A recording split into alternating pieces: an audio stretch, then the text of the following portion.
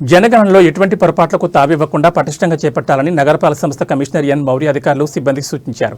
జనాభా గణన 2027పై కచ్చప ఆడిటోరియంలో 3 రోజుల పాటు నిర్వహించనున్న ఫీల్డ్ ట్రైనర్ల శిక్షణ కార్యక్రమాన్ని సోమవారం కమిషనర్ ఎన్ మౌర్య ప్రారంభించారు.